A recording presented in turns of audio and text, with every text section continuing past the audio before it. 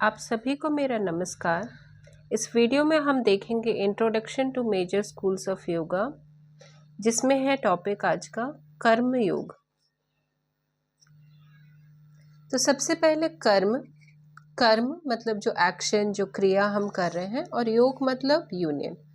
तो कर्म के थ्रू हम यूनियन करेंगे। सो कर्म फिर कैसा होना चाहिए? एक सेल्फलेस एक्शन या फिर ड्यूटी, जो कि हमारा धर्म है, जिसको हमें परफॉर्म करना है अपने बेस्ट एबिलिटी के साथ ही साथ हमें रिजल्ट्स के साथ अटैचमेंट नहीं रखना है। तो इस तरह का अगर हम कर्म कहते हैं तो उसे हम सही तरीके से कर्म योग कह पाएंगे। अब की प्रिंसिपल्स क्या हैं कर्म योग करने के? तो सबसे पहले आता है निष्काम कर्म। अब निष्काम मतलब जिसमें कि कोई स्वार्थ ना हो, कोई लालच ना हो, हम पूरे सेवा भाव से वो काम सच्ची कर्म जो हम करते हैं उसे हम कहेंगे निष्काम कर्म। नेक्स्ट है कर्तव्य का पालन करना, कर्तव्य पालन। तो हमारा जो धर्म है, हमारी जो ड्यूटी है, उस रिस्पॉन्सिबिलिटी को किसी भी परिस्थिति में पूरे मतलब पीछे नहीं हटना है, पूरी तरह से वो काम को, उस धर्म को निभाना है। नेक्स्ट, फल से अनासक्ति। तो हमारा जो अधिकार है वो सिर्फ अपने कर्म करने पर है, उसके फल पर हमारा कोई अधिकार नहीं है। तो हमें पूरी ईमानदारी से अपना काम करना है और परिणाम के बारे में हमें नहीं सोचना है। ईश्वर अर्पण भाव, पूरी तरह से हम अपने आप को सरेंडर कर दें ईश्वर के ऊपर, अपने कर्म और उसका फल जो है ईश्वर को अर्पित कर दें। नेक्स्ट है सेवा भाव। हम पूरी सेवा से, मतलब हमें कोई लाभ या प्रशंसा उसकी अपेक्षा ना रहे, मतलब कुछ हम बदले में ना चाहें, हम बस पूरी सेवा से अपना कर्म करें। समत्व भाव।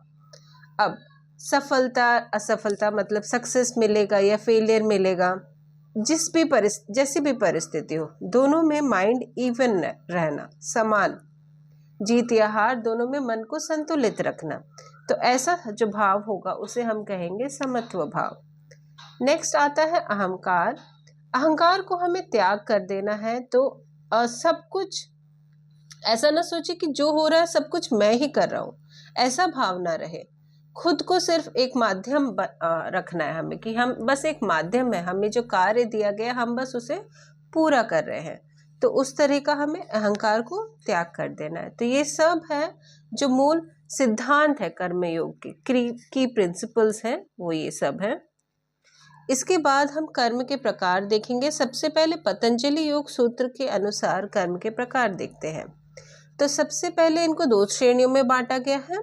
तो कर्म जो पाप पुण्य से रहित हो, निष्काम हो, और दूसरा है जो सांसारिक व्यक्तियों के कर्म होते हैं। तो अब इनमें अगर देखें सांसारिक व्यक्तियों के कर्म में, तो सबसे पहले शुक्ल कर्म आता है, जो कि होता है गुड कर्म, मतलब शुभ कर्म। फिर कृष्ण कर्म, तो कृष्ण होते हैं अशुभ कर्म। अगर दोनों का मिश्रित हो, शुक्ल कर्म, तो फिर ये मिक्स्ड है, मतलब कि दोनों तरह के हैं, शुभ भी हैं अशुभ भी हैं। इसमें अशुक्ल अकृष्ण कर्म भी होते हैं, जिसमें कि वो ना ही अच्छा होता है ना ही बुरा होता है। तो इस तरह से हम देखेंगे पतंजलि योग सूत्र के अनुसार कर्मों के प्रकार। अब भगवत गीता के अनुसार भी कर्म के प्रकार देख लेते हैं। कर्म, अकर्म और विकर्म। तो सबसे पहले कर्म। तो कर्म मतलब यहाँ पे अच्छे कर्म, जो कि पॉजिटिव सेंस से हम कर रहे हैं, जिसमें कि हमें मतलब जो बोला गया है, बताया गया हमारे स्क्रिप्चर्स के अनुसार, धर्मों के अनुसार, वो कर्म हम कर रहे हैं। फिर विकर्म मतलब बुरे कर्म, जो कि वायलेंस के साथ, अनरीजनेबल, शेमफुल तरीके से जो हम कर्म करते हैं, ठीक है, तो वो सारे विकर्म हो जाएंगे। असत्य, धोखाधड़ी, ये सब। नेक्स्ट अकर्म वो जिसमें कि कोई स्वार्थ ना हो, निस्वार्थ, फ्री स्पिरिट की, जैसे हम वो काम करें और उसमें निष्काम भाव रहे हमारा, तो वो हो जाएगा अकर्म। तो हमने देखे भगवत गीता के अनुसार कर्म के प्रकार। अब वेदांत दर्शन के अनुसार कर्म के प्रकार देखते हैं। तो सबसे पहला है प्रारब्ध, जो कि हमने जितने भी पहले जन्म के जो भी कर्म किए हैं, उनका फ्रूट्स जो है अब वो हम जो रिजल्ट्स थे उनको अब हम करंट में एंजॉय कर रहे हैं। पहले के कर्म पास्ट में जो किए हैं उसका हम सुख या दुख अब भोग रहे हैं, तो वो होंगे प्रारब्ध। अब संचित कर्म, संचित कर्म वो है जो एक्युमुलेट हुए, जमा होके हैं, जो रिजल्ट्स जो है अभी पेंडिंग है, हमने अभी उसको भोगा नहीं है, वो जमा है, संचित है वो। आगामी कर्म मतलब कि जो एक्शन हम करेंटली परफॉर्म कर रहे हैं फिर ये जमा होने लगेंगे, तो ये आगामी कर्म कहेंगे या इसे क्रियमाण कर्म भी कहते हैं। सो वर्तमान में जो हम कर रहे हैं वो जमा जब हो जाएंगे तब वो संचित कर्म बन जाएंगे, फिर संचित कर्म हमारे प्रारब्ध बन जाएंगे जब हम उसे भोगना शुरू करेंगे। तो वेदांत के अनुसार कर्म के प्रकार हमने देखे। अब अन्य वर्गीकरण भी हम देख लेते हैं, जैसे कि सकाम और निष्काम। सकाम मतलब कि जहाँ पे सेल्फिश नेचर है हमें, ठीक है, स्वार्थ, अपने हितों के लिए स्वार्थ को ध्यान में रख के हम जो काम करते हैं वो सकाम है। और निष्काम जो कि बिना सेल्फिश, अनसेल्फिश है वो, ठीक है, बस वो हार्ड वर्क कर रहा है, अपनी तरफ से जो भी काम है उसको पूरे निस्वार्थ भाव से कर रहा है, तो वो हो जाएगा सकाम और निष्काम। फिर आगे हम बढ़ते हैं। तो अब हम जब ये कर्म योग पे चल रहे हैं, जब इस पाथ पे हम चल रहे हैं, तो जो फिलॉसफी वो क्या समझ आती है हमें।